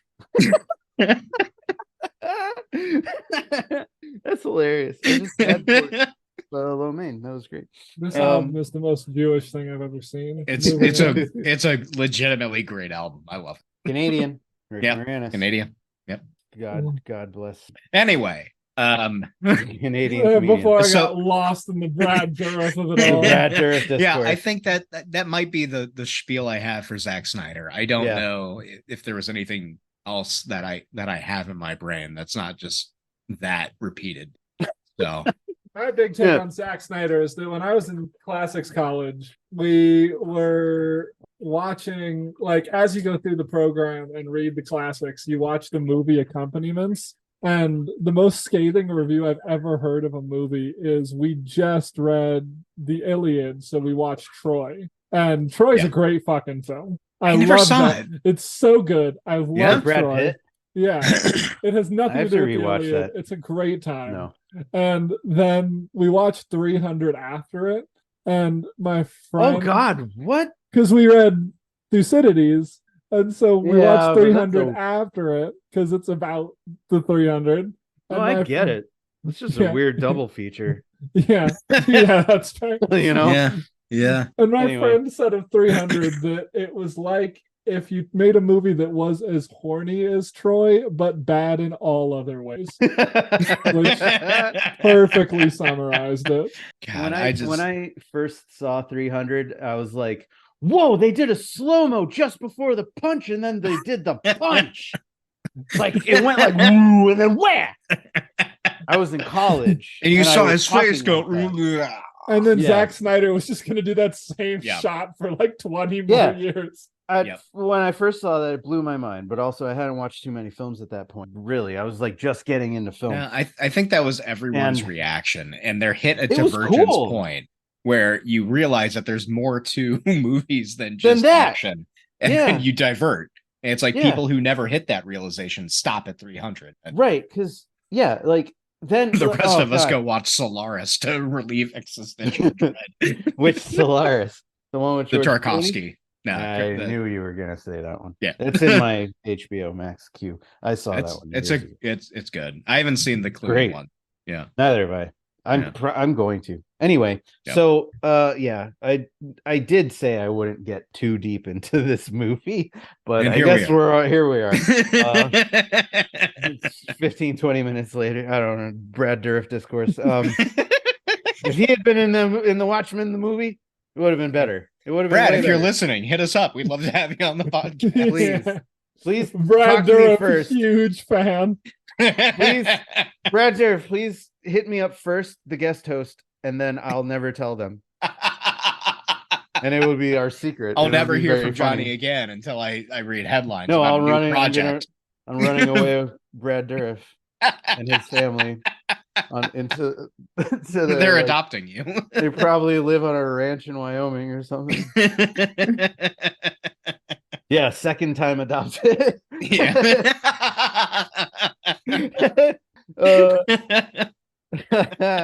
So all right, Readopted. readopted. Yeah. But unfortunately, so yeah, stupid movie. We're gonna have to talk about it because based on my viewing of the film, Snyder, his understanding of Watchmen boils down to simply what Alan Moore said like earlier. The whole bit where he was like, dark, depressed superheroes are cool. That's it. And we already like touched on that quite a lot just now. Because and that's all that the story seems to amount to here. The vapid, soulless culture industry thing that it is now. And it's, of course, it's not hard to see the dollar signs in Snyder's eyes, especially in his interviews about the movie. In 2007, he said to in an interview with IGN, quote, "One of the things I think is most important, not most, but whatever, about Watchmen is that it have resonance within cinematic pop culture as well as superhero culture." Pop culture. Yeah. And well, I mean, that's his thing, though. Is he superhero culture? Well, he's quote, not quote, a director who's going to think below the textual level. Exactly. Because he approaches things as like a cinematography experience. Right. But the thing is, the producers and stuff were saying that he is it's too much of a carbon copy of the book. There were complaints what he does, that it was too similar to the book when thematically it's like but here's the thing: you're not thinking about it the way these guys are, where they're like he gave them superpowers because they can punch good. Like people, they can punch people through walls and stuff. It's so dumb. You're thinking about this like a WGA member. You're not thinking about this like an AMPTP member. No, you need to think about it as the book is not a book; it's a storyboard. Yeah, and if you make the storyboard into a movie, it's a success. It's like those idiots who bought the copy of Jodorowsky's storyboard book Dune? And thought they owned Dune. And thought they owned the rights to making a Dune movie because they bought a copy of the storyboard book. What? So I've never heard this. Wait a minute. What? There was some like crypto group that raised money to buy a copy of Jodorowsky's Dune storyboard book that he used to bring storyboard book. Yeah, that he used to bring to producers and be like, "This is what the thing is going to be. Give us money." I thought so. They bought a copy of this, and they thought that gave them the copy, not the original boards. No, and they thought that this gave them the rights That's to so cute adaptations of Dune. It's the perfect response. Adorable. Like, so if it were dumb. only that easy, like, Yeah. of Oh course. shit! Wait a minute, guys! Look, I have a copy of Mr. Miracle by Tom King. I can make the movie now. You can make the movie now. Good Yeah. for me. I'm gonna make $1 million. I'm gonna make $1 million. And I'm gonna walk it all the way home. Put it in my pant drawer. But I mean, that's the mentality. Is Yeah. like we've got a comic book. Comic books are basically movies. We know what storyboard like. We're gonna do that. Right. And the thing about the Watchmen movie is that it changed hands so many times since its original publication. In fact, in that panel discussion from the London Comic Convention thing from 1986, Moore answers a question about the movie, and he's actually like really stoked about it, saying how like, yeah, I've been approached about the movie rights, and yeah, they bought the rights, and I hope that whoever takes the film makes it good. And then it jumped around a lot. Yeah. Terry Gilliam at one point was attached to direct Watchmen, which would have been like phenomenal. It would have, but he's the wrong person to make him because he's just gonna take decades. Yeah, no, yeah, absolutely. And it's exactly what happened. And then it fell through, and then it ended up in Zack Snyder's lap, who he says in an interview from 2007 as well.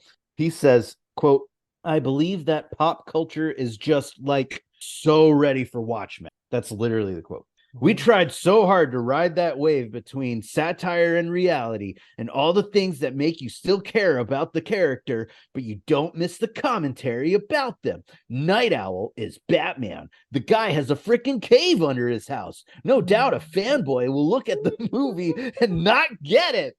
Rachel, you watched the movie the most recently out of us. What do you think they got the themes, the subtext? Based on the first 3 hours of this fucking I don't know, to a small extent, yes.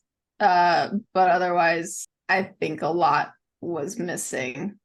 I did get the Batman thing though. I was like, this seems familiar. Like, yeah. I don't know if this is supposed to be like any kind of callback to it or what, reference but or something. yeah. They did get the fact that this guy has a cave. Yeah, I think that they could have done a lot more though. Especially with like Rorschach and the comedian and Dr. Manhattan. So Rachel, you're going to make another adaptation of this, is what I'm hearing. Yeah, once you buy a copy of the book, then you can do Yeah. Oh yeah, perfect. There we go. Yeah. That'll be my new project. Yep. Yeah. But the thing is, no one in the movie is Batman, or in the book. In the movie, yes, Night Owl is a pastiche of Batman, but in the book, it's not where he comes from. That's not, he's the he's basis a of the nebbishy dude who's living in this. Yeah, I think like a lot of their backstories were missed from the movie. Completely. Like I didn't really get a lot of that. And let's face it, Laurie was just made to be hot and able to punch good. Yeah. And that's like her entire arc. Even when it gets to the whole comedian's her dad thing, it's like, at least as far as from my base, my watching of it, I didn't really care. Yeah, it was exactly that. I'm like, okay, so why does this matter? Because with Zach's whole thing, again, it's just, for him, it's just pop culture, and that's it. He's the guy that Moore was talking about with the dark, depressed superheroes are like, cool, Anyway, Snyder says also, quote, "With their comic, Alan Moore and Dave Gibbons were saying superheroes are kind of funky, aren't they? We build upon that with a movie that acknowledges that superhero movies have affected pop culture." That's it. That's all he can think about. Kind of funky. There are so many. Everyone's rubbing their foreheads right now. Funky is not the word I would use to describe that movie. No, it's not the word, certainly, to describe these people in this book, because they're all horrible. I'm going to bring it back to something we were talking about a while ago, and it's not my Baldur's Gate playthrough. Like, my character got called a dingus by a fairy. Zack Snyder needs that. He's worse than a dingus. Like, yeah, he was in control of making this movie. He's more than a dingus. You're right. Yeah. There's just like a particular kind of fucking dude that exists in the world that somehow always exists. That just like there's something about like the way they make art or interact with anything where like if they wanted to eat a cake, they would just eat the raw flour and sugar. Yeah. Like they wouldn't make a cake.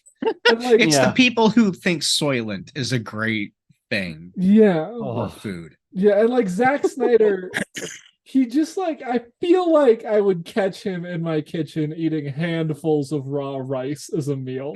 I don't know what that means, but it just like he doesn't understand the art part of art. Like yeah.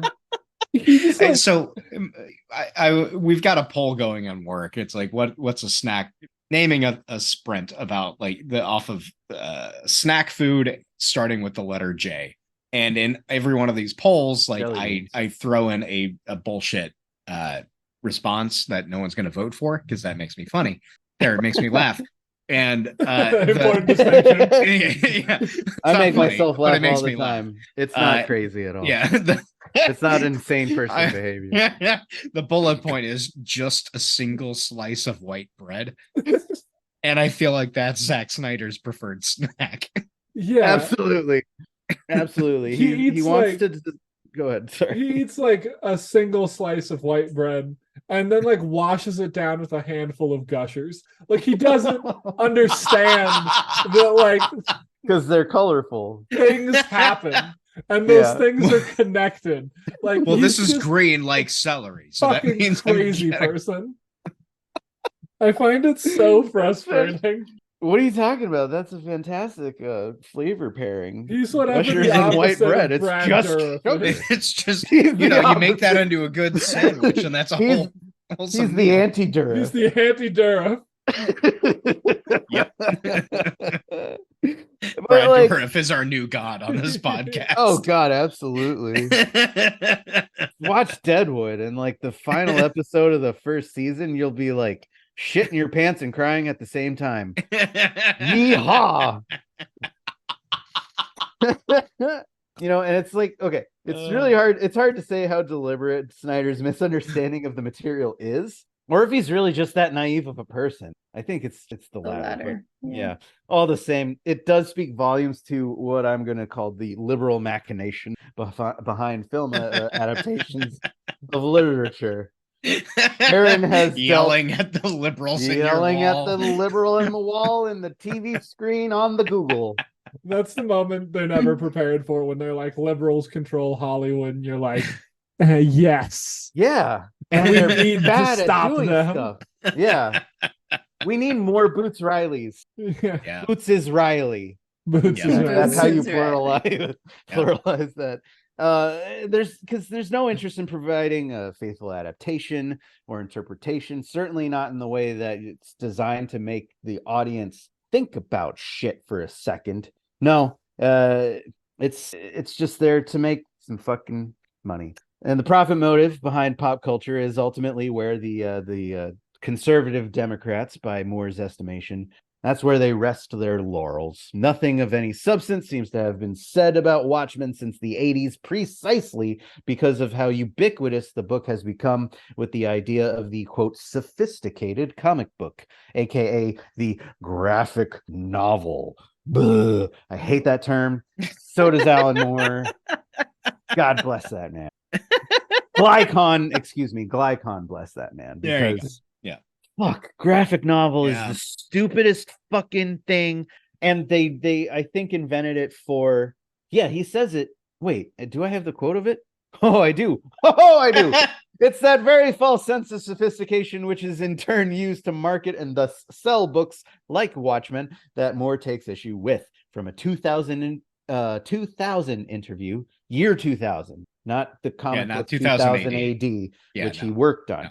And also, I didn't know he worked on that. Yeah, that's where V for Vendetta. No, that was Warrior. But anyway, same fucking thing. Anyway, so from an interview in 2000 with a guy called Barry Cavanaugh for an Irish webzine called Blather, which I found Moore opines thusly, quote, "The thing that happened in the mid-'80s was that there were a couple of comic books out there that you could just about call a novel. You could just about call Mouse a novel. You could probably just about call Watchmen a novel in terms of density, structure, size, scale, seriousness of theme, stuff like that. The problem is that, quote, graphic novel just came to mean, quote, expensive comic book. Yeah. It was that. It's like prestige TV. Yeah, or erotic. Never mind. I don't know. Erotic slash fiction about Alan Moore and Neil Gaiman. I started on what I thought was going to be a really good joke, and then I was like, "This doesn't make sense." Give up immediately. Strike that from the record. By which I mean, go back, repeat it 3 times. Definitely, like bring that up in the mix. Yeah, make it pop. Just make it. Yeah, air horns, all of that. So anyway, it was that I think tended to destroy any progress that comics might have made in the mid-'80s. The companies, the marketing people were more or less to blame for destroying whatever kind of momentum the comic book picked up in the 80s by immediately using it predictably to sell a load of Batman, Spider-Man shit.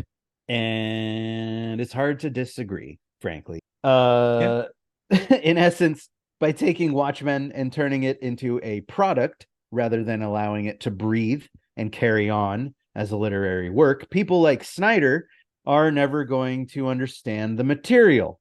The deafening white noise of internet discourse over who's the good guy and who's the bad guy and how you are morally corrupt if you're wrong about who is whom drowns out any and all serious discussion about the serious topics and themes presented in the... I mean, for God's sakes, Time magazine has Watchmen as the only comic book in its 100 all-time novels list against other perhaps more deserving works like Mouse by Art Spiegelman or A Contract with God by Will Eisner, which precedes Watchmen and is better than. So I've never heard of that. Oh, A Contract with God? Yeah. Oh shit. Yeah, you got to read it. Okay. It's That's very Eisner. Okay. I haven't read it in 20 some years, so I never managed to grab a copy. I keep buying all this other stupid shit instead. Like Alan That's Moore. the way it happens. Yeah. How have I not heard of this? Around the book's short story cycle revolves around poor Jewish characters who live in a tenement in New York City. How have I not heard of this? And it's just like gorgeous fucking artwork, like up and down the fucking page. Yeah. Cool. And yeah, it precedes Watchmen by, I want to say, at least 5 years. I think it was like 1980, maybe even sometime in the late 70s when it came out. But Time's just like, no, Watchmen is good because comic books equal superheroes and superheroes equal money and money equals more money. Whatever.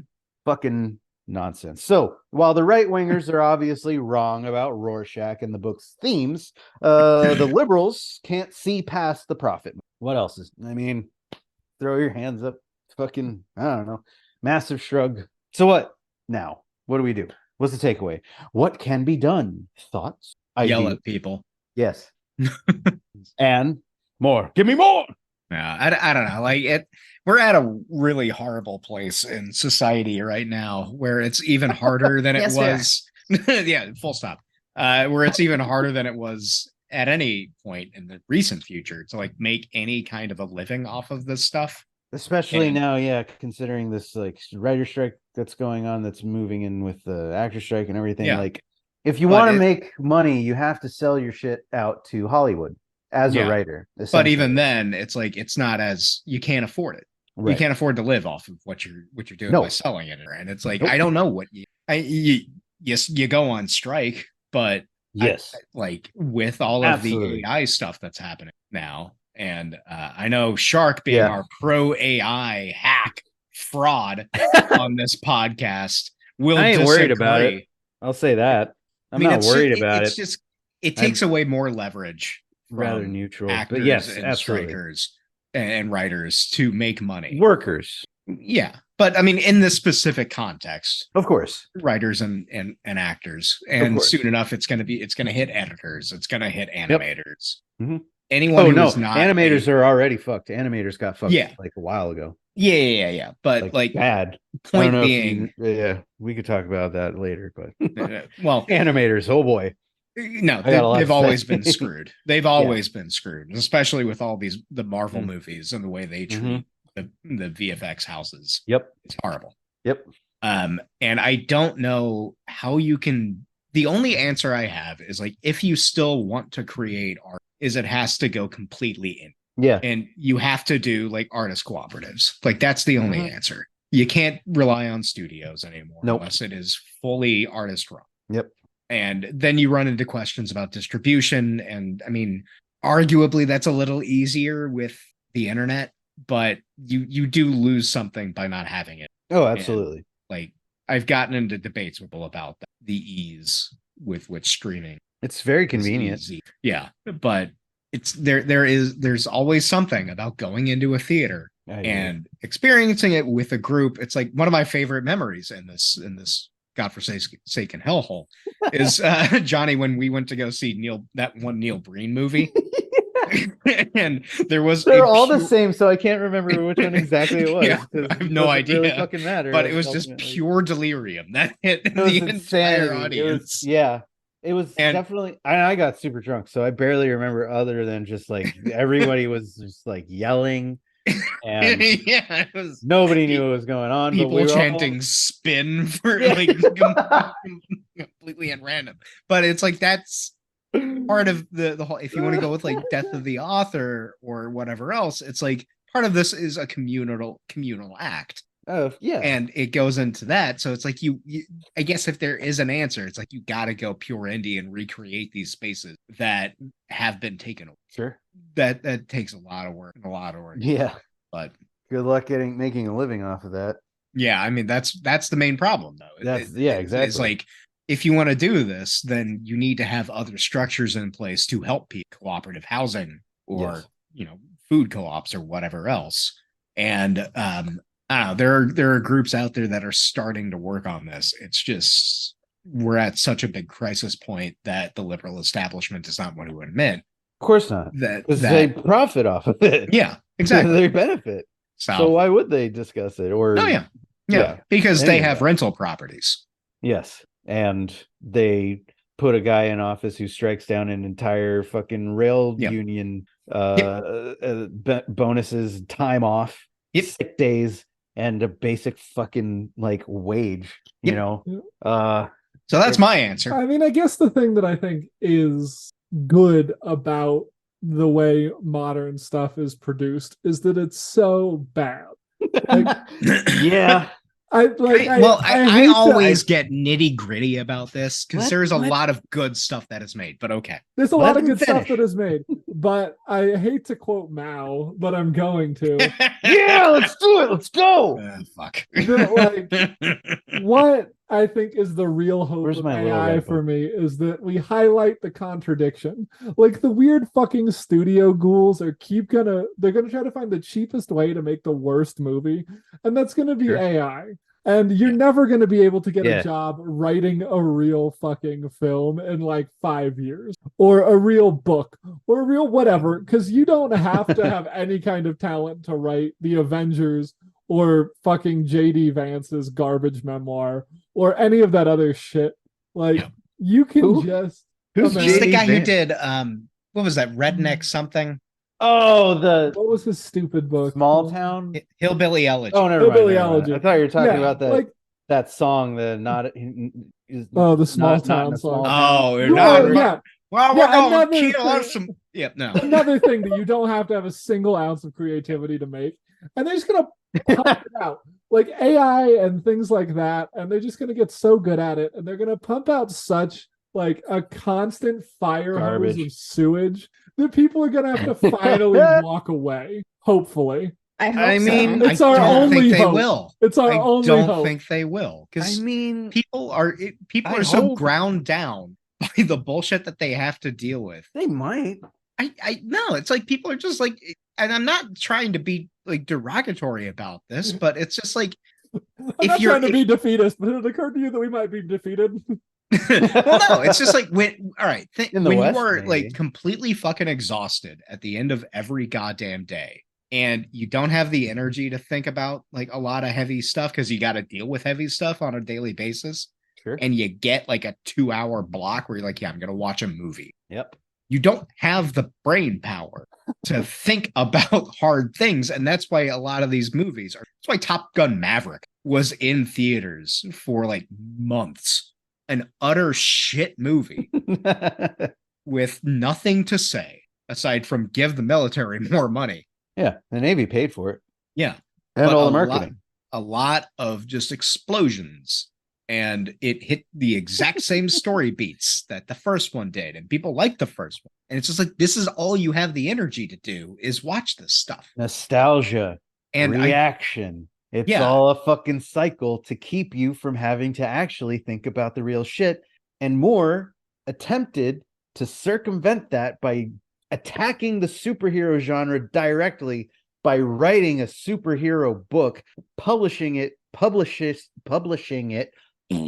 through one of the top 2 publishers of superhero comic books in the country of the United States. Well, shit, no, of the world, actually. Sorry, what the fuck am I thinking? And it got a reasonable amount of traction in the 80s, and then it died off for a very long time, and then the fucking Zack Snyder movie showed up because DC were like, oh, let's keep reprinting Watchmen. Let's get it on the Time 100 list. And now any semblance of meaning that the book has is fucking stripped because you got a guy like Rorschach running around in his smelly underpants and punching dudes and chopping off their fingers. And you got a guy like Dr. Manhattan with his tallywhacker flapping around, blowing up Viet Cong. Yeah, that's what, but I mean that's the thing. Why I don't think that's you're going to have a balance. Well, we'll see. Suppose we will. My answer to the question in general, I mean, and it kind of just always is this: is full on socialist revolution. Okay, educate, agitate, sure, organize. Yeah, boom, fucking done. Get people to think about this stuff. Yeah, I dropped the name Boots Riley at least twice already. His film. Oh no! Sorry to bother you because I got intruded by that fucking Netflix show. I think you should leave now. So okay. I get confused about it. Anyhow, you're just imagining sorry to bother you as I think it should leave sketch. Sorry, I think you should leave now. It's just the length of the title. It fucks me up. But yeah, so sorry to bother you. Socialist film. He has his show out now called I'm a Virgo. It's on Amazon. Amazon's got some good stuff. I started watching it. Like the only reason I wish I had hung on to that thing. It's so ironic that Amazon has like the social shit for the most part with the boys. I'm referring to the boys, but Capital doesn't care. Of course, Capital knows it's not going to affect them. But you got dudes like Boots Riley trying at least. Yeah. So, but again, overall, I think, bar none, like reading fiction's fun. It provides a good amount of escape from the dreariness of the outside world. Sure. But theory. Not if you read the books I read. Well, theory is practical, right? So is getting a job doing, whatever makes you the most money to stay alive. You do the practical thing. You read the theory, you educate, you agitate, you get out there and you get angry about shit and you make people know that you're angry about shit and you point to the precise reason why you're angry about shit and it's capital. Okay. Yeah. And then you organize and you get those people who are also angry with you, who've also learned the same shit that you have because you've been going out and teaching them and you get them together and you do stuff. Like Aaron, as you were saying, with the direct mutual aid shit and striking and, organizing your fucking fellow workers to rally against your boss and tell them, no, we're not just going to be slaves to wage. We are going to have what the fuck is ours. Okay. Yep. Simple fucking right. All for all. If only it were that easy. As Kropotkin said, all for all. And I mean, I think when we say stuff like that, it sometimes gets lost in like the revolutionary fervor of overthrowing a whole society. And I think there is a lot to that, but also like there's a great work called The Revolution of Everyday Life, which is that like you don't have to wait for everybody else to have the socialist revolution. Like, of course not. Have it yourself, which is cool. Like, make non-monetizable art. Do like I'm doing that right now. Yeah, suck at your job. Like, do all that shit. Like, throw your own revolution and don't give a shit if other people come, but also work hard to make sure they come. And that's like a hard line to navigate. Well, it's like one of my good friends who started me on the path towards socialism, communism, and then separate from another friend who finally led me into full on like Marx and so on. But the former friend, I don't know if I should drop their name here, so I won't. But their whole what's their address? I don't remember. It's somewhere in redacted though. But their whole thing is recklessly pursuing and embracing joy. That's the revolutionary act. And bringing people into that, bringing other people who are working into your joy as a member of the working class, despite all the shit that's going on, and just enjoying life and embracing it. That right there is your fucking educate, agitate, organize. Yeah. Maybe it's not. So it's, it's not like everyone's not on barricades, but and you're also not like standing on soapboxes shouting at people like you should be reading fucking Marx, like read Capital. It says it right here, blah blah blah. I'm sorry. I've been told that that's the only effective way to mobilize people. There is no only effective way, and anyone who says otherwise is full of shit. I don't care what you heard. Get your ears checked. What do you got? Wax in your ears? So keep reading your comic books. Fuck graphic novels. Read as much Marx as you can fucking stomach, I guess. Read stuff that's beyond Marx. There is a wonderful watch a YouTube video about Michael Parenti. Watch a YouTube video about how to darn your own socks so you don't have to go to the store and buy a new pair. I mean, if you want to read Marx, this is the thing. This is the essential Marx as edited by Leon Trotsky. Oh no. It is. That's hilarious. It brings down the entirety of Capital to 180 pages, which is all you need. Engels also has what is it, Socialism, Utopia, and Scientific, which essentially does a lot of the same thing, where he's like, okay, Marx, buddy, you gotta shorten your shit, man. This is too long. You gotta edit, kill your darlings, bro. And then he's like, you know what, fuck it, I'll just do it myself. So that's another approach to it. But anyway. I mean, bits aside, that's all I got. Bits aside. Bits aside. Just do what you can. It's just a comic overall. I like watching I like Plastic Pills on the internet. I like the Deprogram on the internet. Those are pretty good. Take everything with a grain of salt. Critical support. And at the end of the day, you're just another working class schmuck, unless you're somebody like me who owns a barbershop. Fuck you all. I'm gonna go drive away in my Camaro. You're gonna lay down some tracks near the barbershop and then shoot your workers from a train car. And just be like Alan Moore. Make weird, shitty art for you that no one's gonna like. Exactly. Do your own weird magic. He wasn't making Watchmen or just fucking do it with the intent of selling it, I'm sure. No. He was trying to make a living, and he wanted to write something fucked up about what he perceived to be fucked up, which was fucking Ronald Reagan, and he was right about that.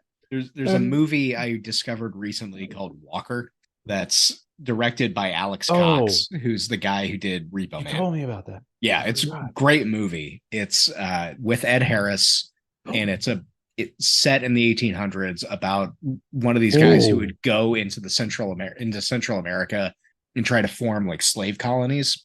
Okay. And this is a dude who took over basically Nicaragua and was elected president for a couple of years before he was deposed. And Cox made this during the Sandinista movement. And they shot in Nicaragua with the support of the Sandinistas. Cool. And it's a movie just filled with anger and resentment about everything that's happening from American politics. And it's wonderful. Like, there's a lot of just weird shit that pops up. Like, at one point, there are these two people in a carriage that are talking about what's going on, and you hear honking in the background, and the camera cuts out, and a Mercedes-Benz just cuts around and cuts them off. What? And then, like, toward the end, like, an attack helicopter comes down to rescue people. Holy fuck. It's a wonderful movie. And, like, he was making it. The CIA had people implanted in the crew and as extras. This movie got released and didn't make a goddamn dime, and it basically resulted in Cox being blacklisted. Nice. After this. Oh, like, he did like short stuff, but he never, I don't think, made another feature. What is this called? The movie? No, Walker. he made Tank Girl too. Did he? Yeah. Oh, I didn't know that. Okay. Something like that. Yeah. He did some weird shit later on. Yeah. He had there's not a lot after it though. No. And, like, this movie kind of did tank his career. Yeah.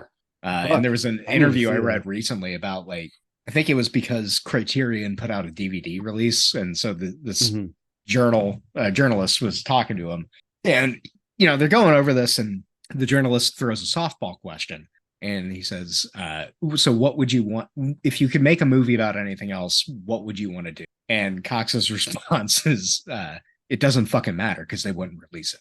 Damn. Yeah, that's sad.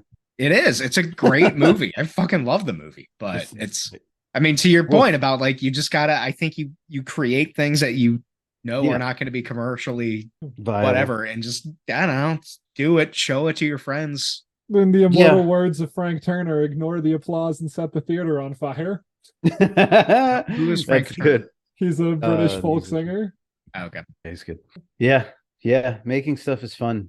I don't know. Just enjoy making stuff. Don't be Zack Snyder. Like, have a don't fucking be Zack personality. Snyder. Yeah. Don't make everything so fucking important. Stop. Yep. Calm down. Yeah. Everyone's gonna die. It's okay. Just Douglas be a weird Adams, British wizard trying to cast spells. Douglas Adams has a quote that I like a lot. That's the idea of art kills creativity. Yeah, that's a good one.